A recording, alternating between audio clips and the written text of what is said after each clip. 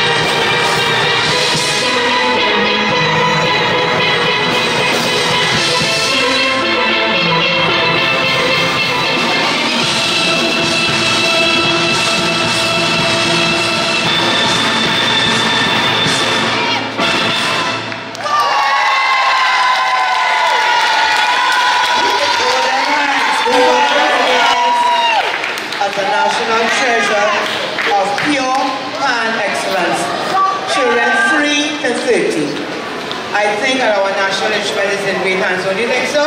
Yeah. Give a round of applause, please. Thank you very much, ladies and gentlemen. And don't be afraid to visit us at 134 Independence Avenue, San Fernando. And you get some more pure pan excellence. Have a good night. Bye.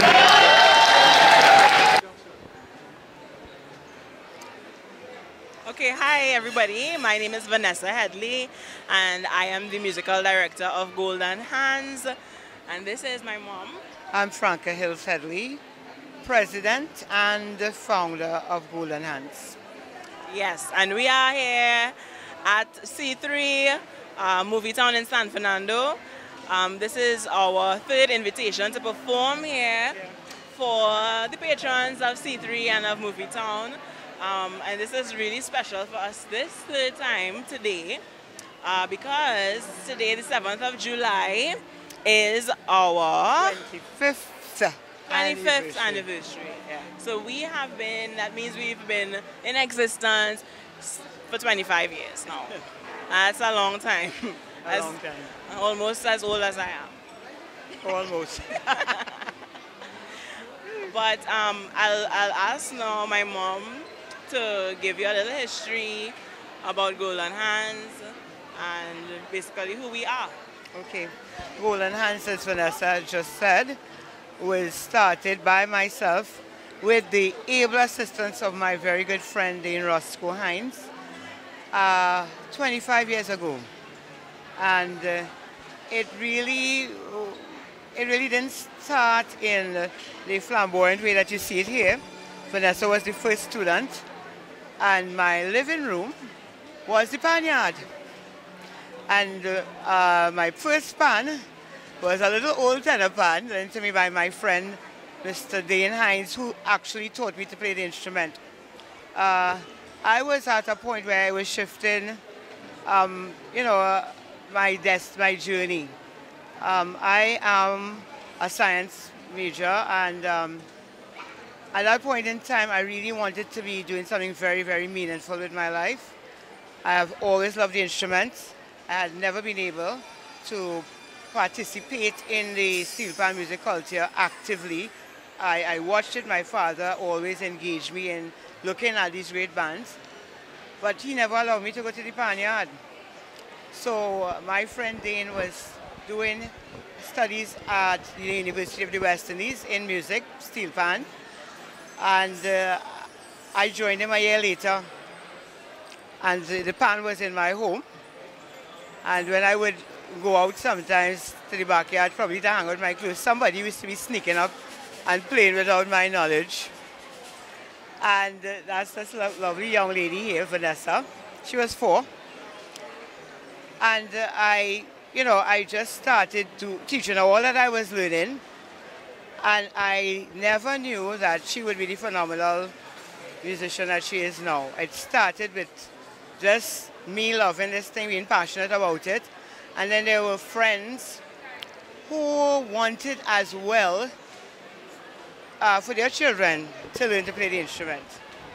And they said, you know what, I like this, it's not the pan yard, and could we, and the drawing room turned into a pan yard. And we extended it into our front yard, then to the backyard where it has been established now for the past 25 years. But along that journey, my intention was always to demystify the pan yard. People felt the pan yard was this place of, only smoking and drinking. But do you know that the musicians never really were the ones engaging in that? Those were the limers, the hangers ones. But we, bit by bit, took the children into the world of steel pan, Panorama, music festivals. We play with many bands. I mean, I could call them all here now in San Fernando alone. The first place would have been Panasonic Connection, and then we went into Colombo Kings and Hatters, Montmorillon. As a matter of fact, sometimes those children would be playing with more than one band, and I would have to go with them because, of course, parents wouldn't want them there. And we even started to go outside of Panorama and play for music festivals. So we played with Invaders at one point in time. And you did a Panorama around the neck, didn't you? In Gasparillo. We did Super Vibes. Super Vibes was my fear. They asked me to conduct them at the Steel Band Music Festival, Paris Beautiful 1998. They placed second there, and then we went on to win the World Festival under my baton. But you also played in a pan round in like in Gasparillo, I forget the name now. Highlighters, yeah. So over the years, our steel pan culture was really the foundation, has been the foundation for learning music. Music at a very high level. All of the students in Golden Hands have to not just be musically literate. I find that kind of like, yeah, you know, they have to read, they have to appreciate music, they have to appreciate and be steel pan ambassadors, all types, all genres. They could compose, they learn to do little arrangements, and we have been partnering with the Ministry of Community Development, Culture and the Arts, where they are actually learning to play another instrument. So some of them are doing woodwind, brass, guitar, all right, and that has deepened their musical appreciation. And if I may, that may sound like a lot of things for one person to do, but they are so serious about music, they are musicians. So that really is like a mathematician doing all different types of math. So, you know. Yeah, they are very passionate. That's the word. I don't think that you could find a deeper word. And after, devoted. Many years, we have entered competitions simply because it wasn't like we're going to be this one and be that one. It's because we first wanted, that's my desire, to demonstrate that this is a bona fide musical instrument. You know, it's not like you could just flick your cigarette, ash, or you throw your garbage into this pan as it passed by and knock it over. Actually, I remember somebody coming to take our pans somewhere for us, and I was flinging it onto the truck, and I said, excuse me, those are instruments. He said, huh? So something come to that? I said, yeah, you know, those are very delicate, you know. So we take it very seriously. We have to explore all the nuances and the techniques that would bring the pan all the various flavors and colors that are really embedded in there. And I want to say that it is unique in that this instrument we have a fourths and fifths pan. If you flip it, you get the fourths and fifths, the circle of fourths and fifths. So our ancestors had to be awesome to even do this thing. I mean, I am thinking how the fourths and fifths, all the physicists and mathematicians could tell you about this. And here some man, Anthony Williams, comes up with it. Like, here's the fourths and fifths. And it's a good learning tool for music. It is, yeah. I agree. I mean, as a tool for education, and you know, it's strange that outside of Trinidad, they would be the first to tell you that the steel pan is such a unique tool. That in the UK, in Japan, I mean, we have heard these stories, but they are really using the instrument in their classrooms, in classroom settings. And it's mandatory in a lot of places. They have implemented it and worked it into their curriculum. You know, I just personally think that we could do a little bit more of that, you know. Well, that's what Golden Hands has set out to do. Definitely. And more than just music, it is an instrument that lends itself to the social development of our young people. Because Golden Hands is structured in such a way that we have leadership at the level that you see here. Yes, we have a board, but we have an executive made up of the members of the band who are all under the age of 20. So I think that you get so much range and depth in nurturing a musician professionally and socially, ethically. They have a very strong sense of purpose, a very strong sense of what should we say, patriotism. That's what I want to say, patriotism, that this national instrument of ours is so important to their whole being, you know. I also want to touch on one little thing, and that Vanessa was always a pioneer. For me, I went through the whole set of pressure, but why have the child in the pan yard? And this girl wants to do pan, why she does, she's a bright girl, why she don't do medicine? You are taking Vanessa into the pan yard. Look at the hours in night, you're bringing her back in. And you know what? Because I dared to, and it wasn't easy, because I dared to, others were able to feel confident enough to allow their children to enter the path of music to tertiary level. Okay, we have people like Vanessa who's doing her master's in music psychology. There are others who are doing, postgraduate. And those who are doing medicine and engineering are still holding on to the instrument and representing.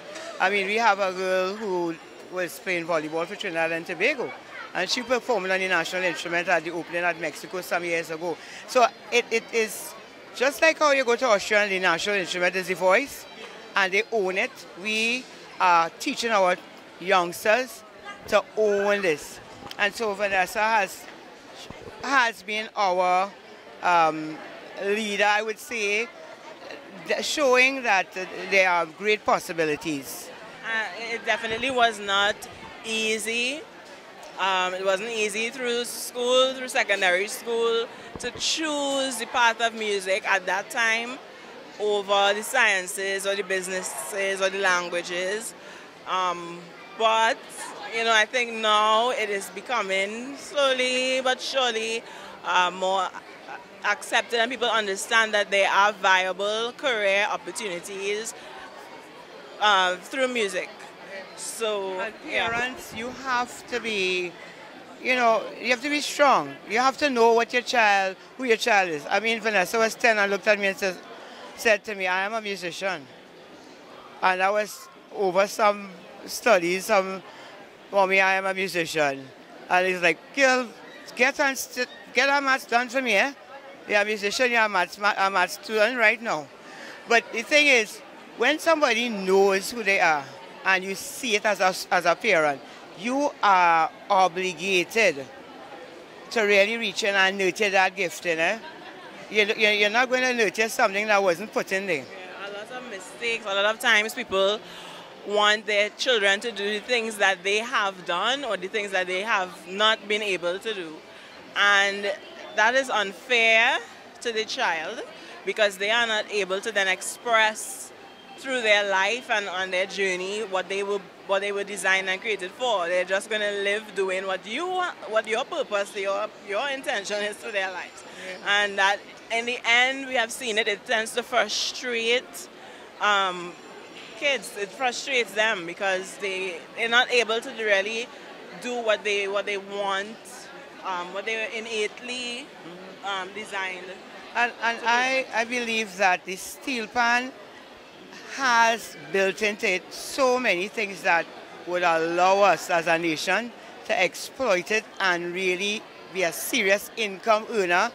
I mean, listen, this is real ecology here. We're taking something, the oil drum. We have a problem with oil now, but the drum is here, and the drum is playing music. And we could really, I mean, tonight at C3 we had visitors from all over the world. They came up, they wanted to take pictures, they wanted to get CDs. They were amazed because the range of the repertoire, we went from your classical to your real hot soca, your New Orleans swing and jazz, you know, so, and you have your Indian culture, the Indian music, the Abjai, Sakoi Mary. We reached everybody. At the end of it, our motto is change your environment. And 25 years, well, it seemed like yesterday. It does. But it is a good feeling to know that I'm standing here sharing this passion. It has not been easy. It has not been easy, but it is worth every painful moment. every painful moment of it was worth the while. I agree. So, you're a lecturer in science? I teach biology. I'm a Form 16. My double major is biology and chemistry. So there's no relationship with your professional career? Well, Not yeah, directly. not directly, but yeah, it helps me pay the bills. It helps me pay the pan bills. But I teach in school. I teach biology. Okay. Tell me about your travel. Well, we have traveled over the years. Since 2003, we have been to the United States several times. The last venture there was in 2008, where we did an original steel pan musical written by myself, with music composed by Dr. Janine Remy, and Vanessa was our feature soloist. We have gone through the Caribbean, Martinique, Dominica, Barbados, Antigua on many occasions. So we're ready for our next tour. 25 years, yes we are. All right. So this year, the Panorama has been very significant to the band. Yes. Tell me about trouble. Well, trouble. We didn't know it was going to be so much trouble. I think it's very prophetic. It is. As I said to someone the other day, if I knew when writing those lyrics that this year, 2018, would literally be so much trouble in the pan community, I don't know, but God knows. But we have been participating in Panorama since, since 2003 as a band, as Golden Hands. Before that, we would have played with other bands, as she mentioned before. And we entered Junior Panorama. Until 2008. 2008. Right? 2010 we went to I remember 2009, we didn't play with anyone, and we were sitting in the stands and we were like feeling empty. I remember that because it's like, we want to be there. Yeah, right. So then in 2010, we entered as a small band in the conventional category, National Panorama, and we did Shadows Dingole.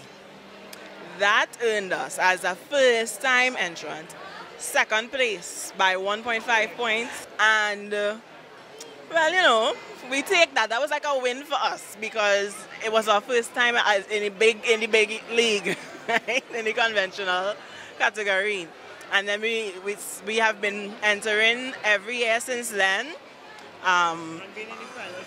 Yeah. You know, we did some shorty music. We did Nappy Myers. We did Gold Maestro. But in 2014, we went with our first original, our Belonging to Us, Pan in the Galaxy, and that was the first year that I wrote a song, composed a song for Panorama, following in the footsteps, of course, of Ray Holman and Brooksy Sharp, and the list goes on. And people love this song. And we did that. And then, you know, we did it once. We said, all right, this is the route we're going now. And after that, we did Young and Free and Push. And then this year, we did Trouble. And all of those years, I wrote the music, I sang it, and arranged it for the band. And people always say, this year's song so different from the previous years. Yes, it was very different. I'm learning and growing and learning to appreciate and understand what people want to hear and feel, and also learning as a musician not to always put all your music, everything you feel out there, but you have to kind of shape and choose wisely what you use in your compositions and arrangements. So I think somewhere along the line this year, together with the drilling and the intense practicing and all of that, and my little snipers, I think the formula was just right. Yes, and Vanessa is the first arranger, not female, first arranger to sing, compose, and arrange her piece. But this year, she makes it the first person to do that and win. So I think that it is something positive for our young people. Again, there are many, many with this music. When she looked at me and said, you know, I'm doing my own song, I said, okay. Vanessa has these ways of telling me things and leading me on this adventure. It's like, oh Lord. Well, like it was like, mommy, I'm a musician, you know. And what I would have to do as a mother, but more than that, as a true Trini, is support Trinbagonian, is support this, because this is the most awesome instrument that the world has ever had and experienced. So you said that you are learning. Yes. You are also sharing. How did Pan City come about? Oh, Steel Pan City. Well, that's my program on WAC 90.1 FM. And, well, Mr. Kenny Phillips contacted my mom.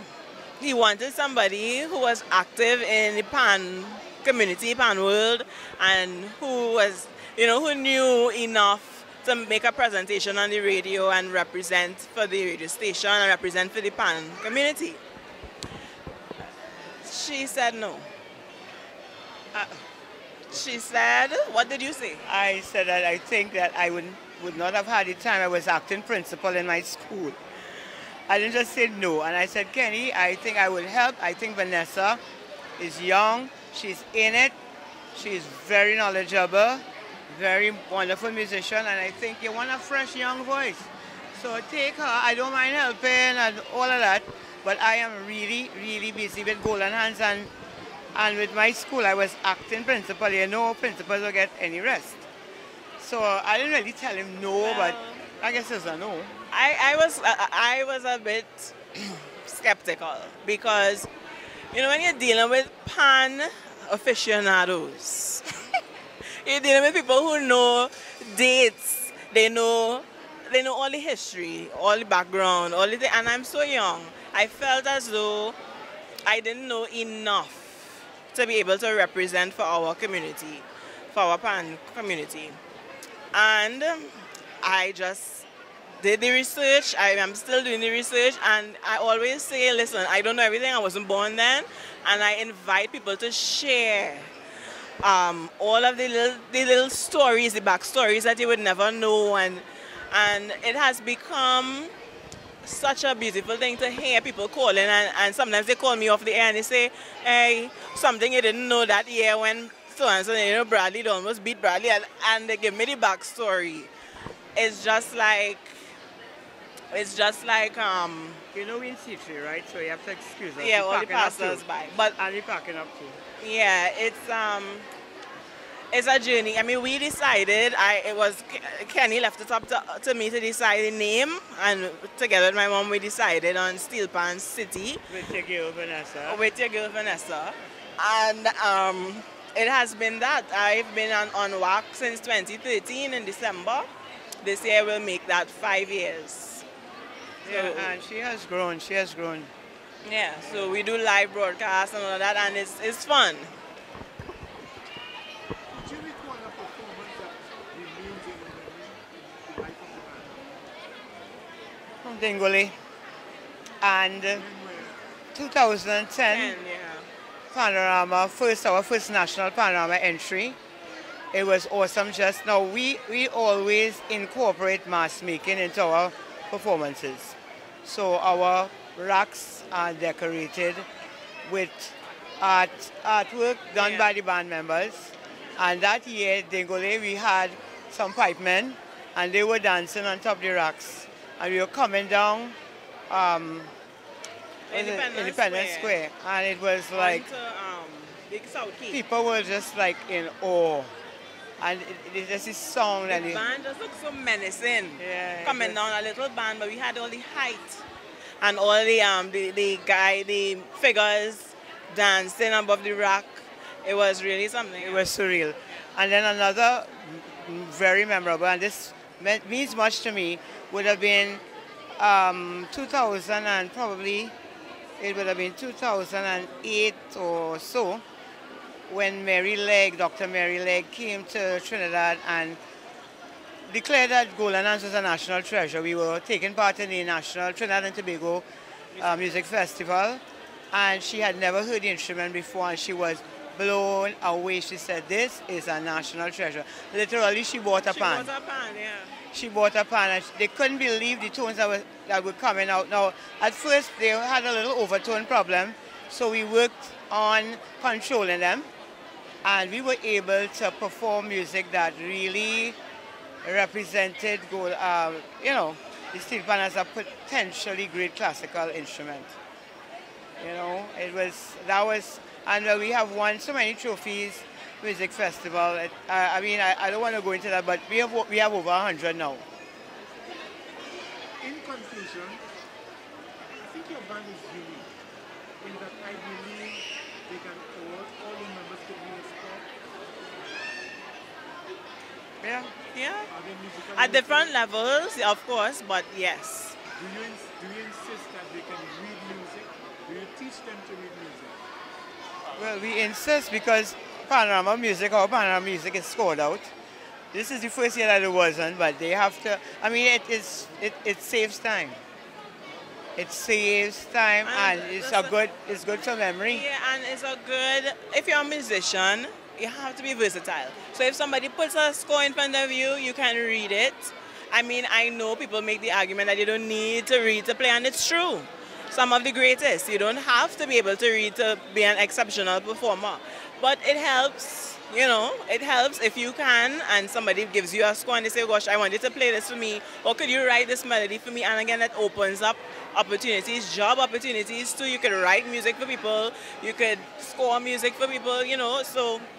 As a matter of fact, that is what Vanessa has her own company, and she does compositions, transcription. She actually did the first writing of Len Boogsyshap's, well, I would say his first book of 6 original compositions.